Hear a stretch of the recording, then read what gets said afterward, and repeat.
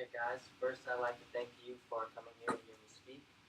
And today we're going to be going over a topic that you may or may not have very much awareness about, but it's been a hot topic among people who like to debate sports, and that is the lack of pay for college athletes.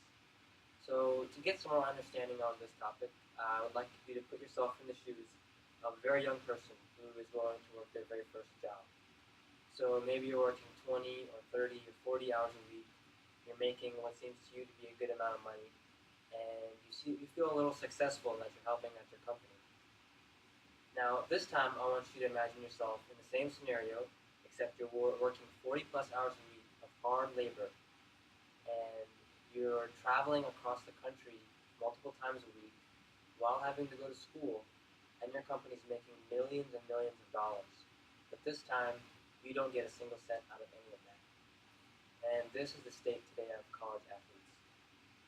So hopefully by the end of the speech, I'll have given you a few reasons as to why we should pay college athletes, and also some insight on the situation right now with why college athletes aren't being paid.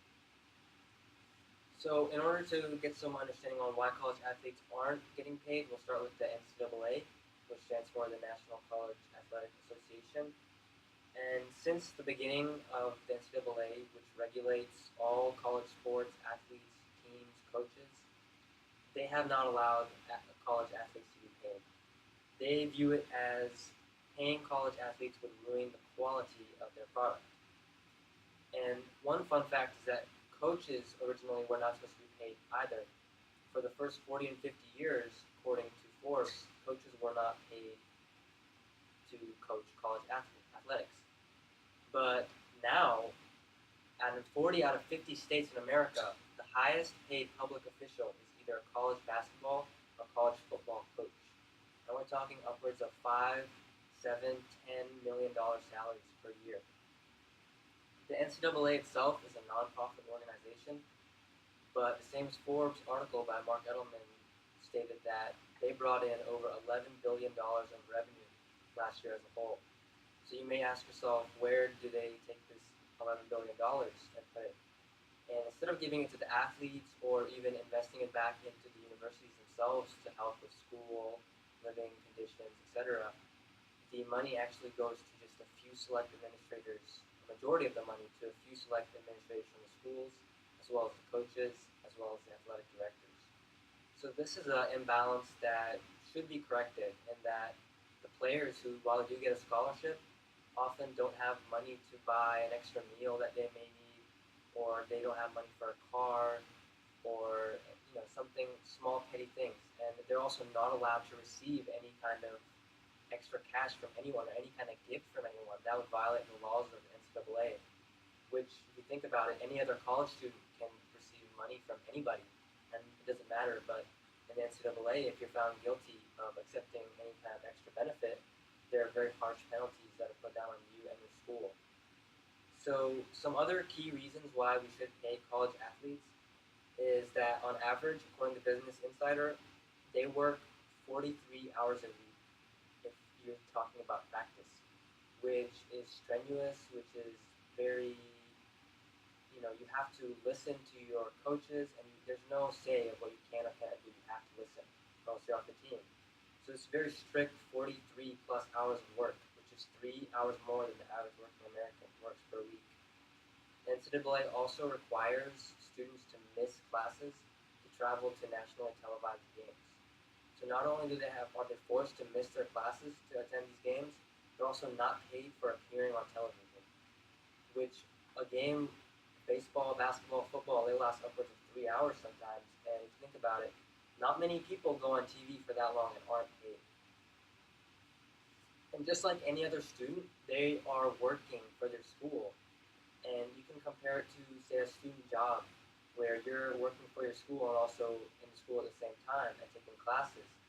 Except those kids do get paid and they do get benefits, and these kids do not. And so the NCAA itself has been shown to be corrupt a few times. One of the key cases in this was the Ed O'Bannon lawsuit in 2013. Ed O'Bannon was a star basketball player at the University of California, Los Angeles, and he took his team to the national championship in the late 90s.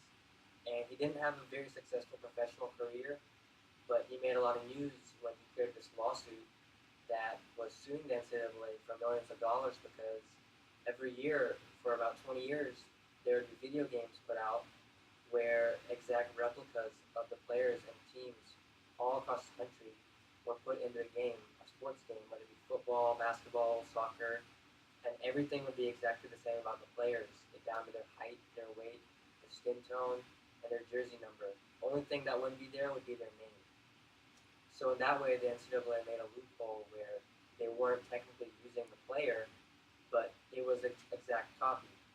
So this became a big deal. A lot of different players joined the lawsuit, and at the end, the NCAA settled for $40 million and paid an amount to every athlete who was represented in these games. Another example of the NCAA being unfair is just this last year, a very famous college football player, Leonard Fournette, who is now playing in the National Football League. His family had set up an online shop in order to sell his jerseys, game-worn gear, and autographs for money because they didn't come from a very wealthy background and they were trying to make a little money off of his success, which is natural for anybody. And the NCAA immediately shut this down within days, and at the same time continued to sell college jerseys from players around the country for upwards of $100, $200, and game-worn gear for thousands and thousands of dollars. So the NCAA is capitalizing on the players without giving credit to them, and it should be allowed for the players to make money off of their own success. So lastly, I have a few solutions that could solve this problem, and that is pay the players based off of how much revenue their team brings in. So a player would receive a percentage of the money, obviously not all of it, how much money is made out of their jersey sales, their wins, their television appearances, all of these appearances that bring money to the university, but they should bring money to the athletes. Now you may say that, the revenue brought in by a college football star is much different than, say, someone who plays women's lacrosse, which you don't see on TV. So one solution for that is that, like we have minimum wage in the working world, we can have a floor of how little an athlete could make. So at least everyone is getting a certain amount of stipend to help support themselves while going through this. So hopefully now I have convinced a few of you. I know a few of you originally when I approached you said that no way should college athletes be paid. So hopefully now after this small talk, you may have changed your mind and you can all do something about it. Thank you.